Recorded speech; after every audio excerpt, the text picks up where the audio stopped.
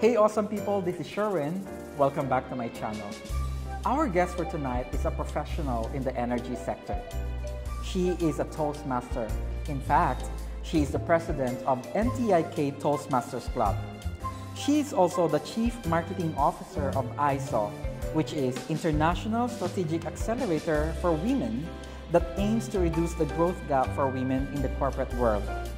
She is also the 2017 winner as Top Omani Professional at the NTI Biz Pro. She does everything with purpose. And what's an even bigger news is that she has just launched her book called Laila Has Stripes. Let us welcome my dear friend, Miss Shahad Al Wahaibi. Hi Sherwin, thank you so much for hosting me today. We've been meaning to do this for a long time and finally we meet. I know, it's been like years. We've been chatting and talking about meeting and doing this interview. Yes, and I'm so happy we finally did it and at the right time. Exactly. I'm actually excited about this one. That's why I want to get started with this. Laila Has Stripes. The moment I saw this on Facebook, you posted this week, right? And yes. You launched the book just this week. Yes, I announced it this week, absolutely. Okay, so I decided I'd send you a message and ask if you're free, and you immediately said yes. Yes, because we have been saying that, thank you so much, you've been generously saying I want to host you for different purposes, and I thought, you know what, time is perfect, let's do it. I want to know about the process of writing this book. Later on, we are going to talk about the content of the book. I want to know about this book. How long did it take for you to finally say, I'm done, I'm ready to publish this book? I have always wanted to be a writer, Sherwin. So at the age of 3, just with the fascination of imaginative books, I thought, you know what, this is what I really want to do. And over the years, life happens, you prioritize different things, and to be frank, writing doesn't really bring bread on the table. So I thought, you know what, I will maintain this dear dream of mine until the time is right. And after many years, I was a struggling writer, yes, successful in different spheres, and thank you so much for mentioning all of them. But writing was something I was not able to do. Until after some time, in 2018, I had a chat with a wonderful person, a strong lady, and she just reminded me of the gift of writing. And I started to take it as a project, knowing that I'm expecting my first nephew. I wanted to have a connection with him, and I thought, why not a children's book? And I started writing Laila in 2018, although the idea of Laila came much earlier. So she was a character I imagined back in 2009. I maintained her at the back of my mind, put her on surface in 2018. It took time to write because I had to learn about illustration, what children prefer, change the tone of voice from very serious adult to childlike, and finally we're here. So this is actually a dream come true. Yes, it is a dream come true for me. And imagine you started the idea in 2018. Yes. And you published this right now, 2023. That's a lot of hard work, dedication, creativity, all put together. Thank you so much, Sherwin. And I actually have 8 other little girls to see the world, and Laila is supposed to be a series, so 2 more books to come, and I'm quite certain it will be faster. Laila Has Stripes. Of all the names, Laila is the name of my mother. And in Arabic, we normally write the first name, which is Shahad, then the father name Nasr, and then my last name Al Wahaibi. And I thought I will always maintain having my father name in everything I print or speak about. And as a tribute to my mother, the first character I wanted to launch in the world is named after her. She's a wonderful, beautiful lady, an educator. So this is an acknowledgement and a thank you to my mother. And I'm pretty sure your mom is happy and proud of what you have done. Yes, because my mother has been one of the first teachers in the country, and education and learning and remaining close to the community is part of her values, and she put it in all of us. So my mother and my father are my biggest fans. They're even happier than me to achieve this dream. And it has been a lovely 2-3 weeks speaking about the book to them. And let me tell you, as your friend, I am also proud of you. I was excited when I saw the photo, when I saw the post. I said, Shahad, we have to do it now. Yes, thank you so much. much. And knowing you, I knew you would pick it up and write to me. So I was clearing my schedule to be here. Okay, let's talk about the book. What is this all about? Laila Has Stripes is a way to tell children that it's absolutely okay to be different. And the stripes are a symbolic way to wear your difference, show it, whether it's a different personality, different interests, different appearances. And for me, it's a way to combat bullying as well, because children who are slightly different, and many times adults, do get cynical comments and are not really welcomed in open arms by a few, hopefully a few, not many. And this is just a positive way to say, it's okay, be different, be happy, and over time you will get to know who really loves you for who you are and who's there just to be, unfortunately, noise at the background. So Laila, as a children's book, actually addresses social issues. And one of them is self-acceptance. Why this theme? Many, many reasons. I believe that in our time and age, we tend to over-communicate. We are communicating through social media, we're communicating through, being together most of the time, commuting is less in the past, and you end up interacting with different people. And at times, unfortunately, some comments are made probably in an innocent nature, not in a way to harm, but they do have a lasting impact. For example, your nose looks different, your hair looks different, you speak different, you're coming from a different place. And unfortunately, many children tend to shut down when they hear these things. And this is my way to tell them it's okay to be different. It's okay to hear such comments and understand that these are ways for you to learn more about people and the community surrounding you. Children, as they grow up, they become really conscious about their appearance. And the moment they realize that they look different and that they have a different feature, they get really conscious and they somehow start not liking themselves. Unfortunately, absolutely true. And modern time does speak about how many feel insecure about their way they look, and it really impacts their personality, where they tend to shy away from interacting. Some avoid certain jobs. So this is just a way to say, you know what, yes, we are in a world that dictates certain appearances, certain looks, but that's not the norm. The norm is to be different. The world is a beautiful place with its different people and diverse cultures, and we are getting closer together around the world, and it's time to embrace such differences. What I really like about this book is that it has addressed common beauty standards the community or the society has actually introduced to all of us. One part of the book says, "You cannot play with us. None of the dolls look like you." So this tells me that the society dictates the standard of beauty. And if you do not look like one of those dolls, you are not beautiful. Unfortunate and true. Because when I used to go as a child to buy toys, I would always see this strong segregation between the boys section and the girls section. And I used to feel ashamed wanting to go to the boys section because it was just simply more exciting and fun. You get the spacecrafts, you get the dinosaurs, you get the science equipment, and there was, at that time, back in my time, although now things changed, there was no message to the boys, you need to look this way. Unlike when I used to go to the girls section, unfortunately back in the day, it was a specific hair color, specific eye color, specific body shape, and I felt I don't look like them. And I'm very sure many girls feel the same. And by default, I just felt, you know what, I'm ugly. There's no representation. And I'm sorry to use this word, I don't believe that in the world ugly, but that's how I felt as a child. So I really want to break this barrier that dolls are the ideal, or what you see in media is the ideal. The ideal is just accept yourself, be happy with who you are.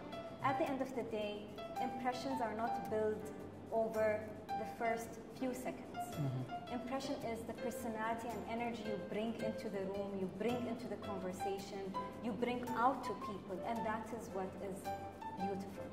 The representation of the dolls is that because the society has created an image for us, and that we're supposed to look like them.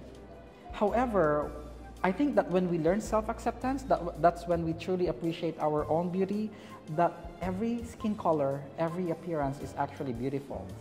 And as you grow old, you realize beauty does not matter in the end, right? They're all superficial. There's just the appearance, and in the end, you will lose them. What matters most is the values that we have. Absolutely, and what you bring to the people around you is what you remember the most. I don't remember, and I'm sure you're the same, how a person looked like when I met them. I remember how they made me feel, and that's what really matters.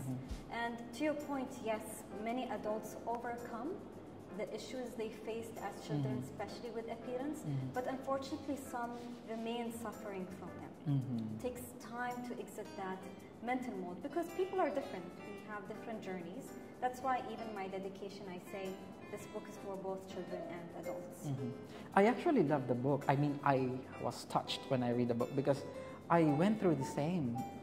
The normal stage, the puberty, the teenage years when I was actually extremely conscious about my appearance, when I felt different. This book also talks about special children.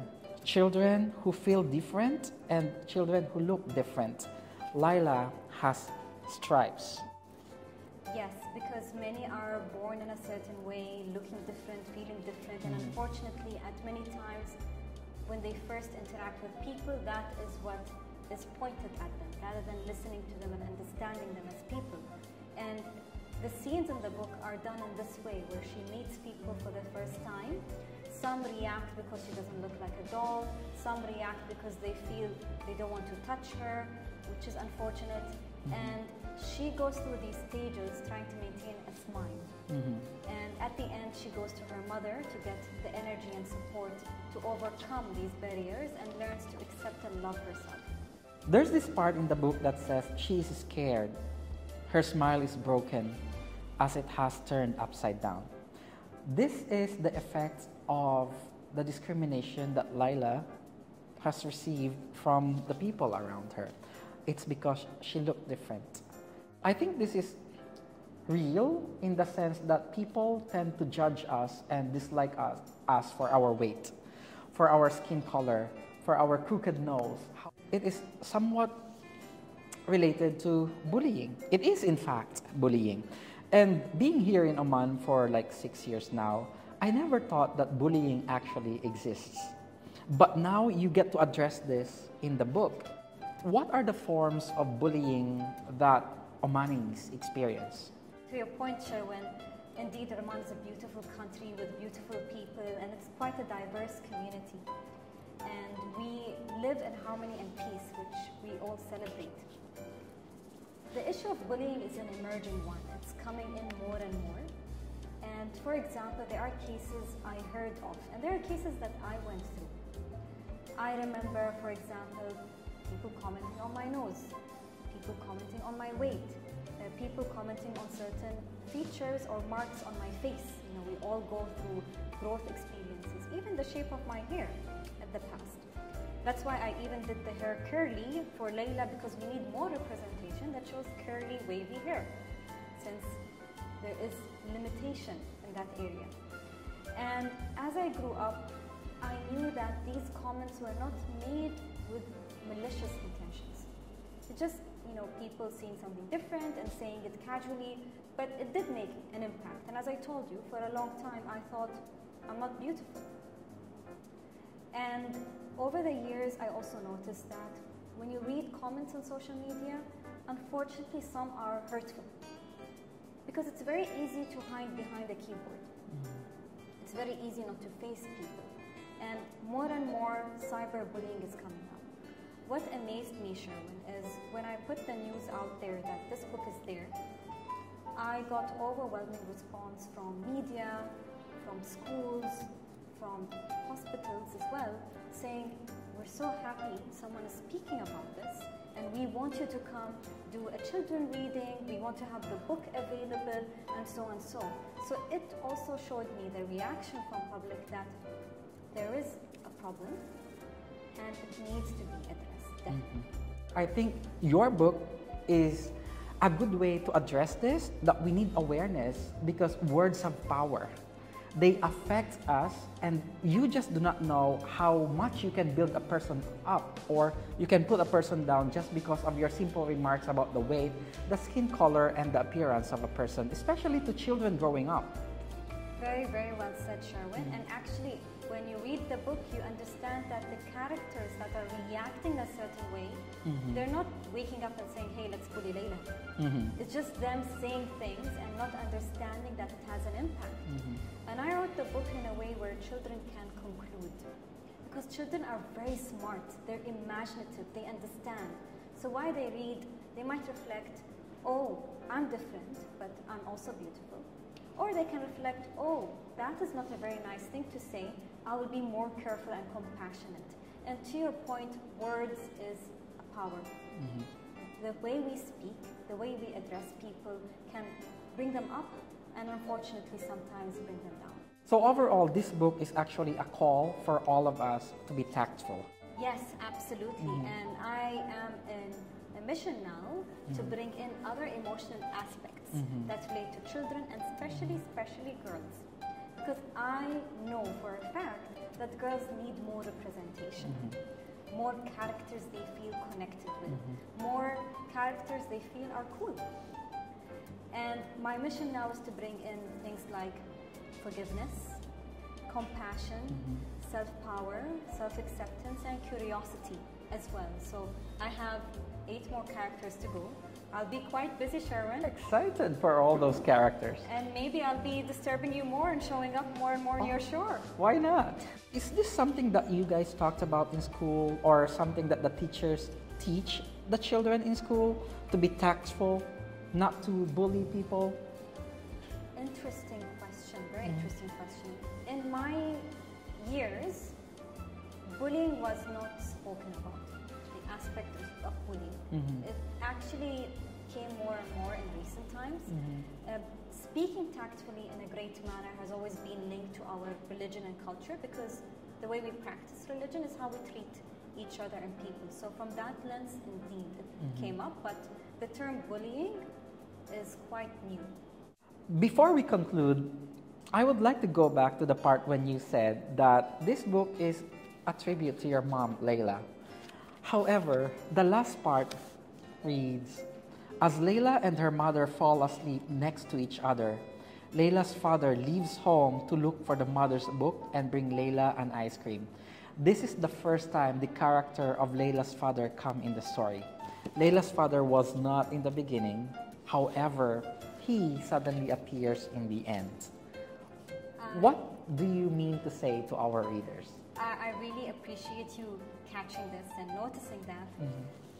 I come from, alhamdulillah, a loving family, wonderful parents, always proud to represent them.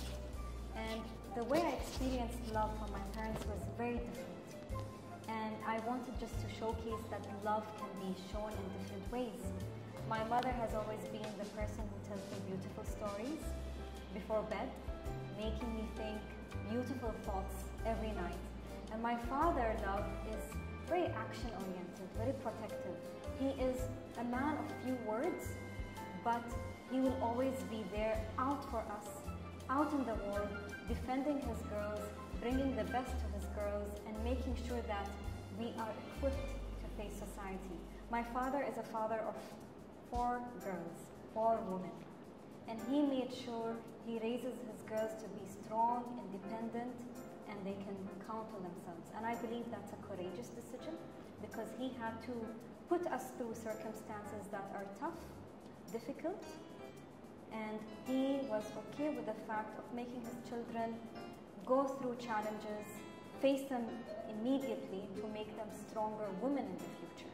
So I see a father love in a way that protects his family, provides for his family, and goes out in the world and face it for them to be stronger in the future. So can I say that this is not just Laila's story, this is also Shahad's story, this is Sherwin's story, and this is also your story. Beautiful. Thank you so much, Sherwin. So could you please invite our viewers to get this book? How do we get this? Thank you. So Laila Has Stripes is available in both Arabic and English. Both copies physically are available in Sophia Arts Gallery, and the English copy is available in Amazon to be shipped all around the world. Get your copy and feel free to drop me a message to tell me what you think. Thank you very much for this interview, Shahad. Thank you, Sherwin. And one of the books is dedicated to you. Thank I wrote you. a message especially for you because we've been growing throughout this years and witnessing each other's growth. And I congratulate you for all of the achievements. And congratulations for this achievement. This is a dream come true. Yes, and inshallah, many, many more dreams to come.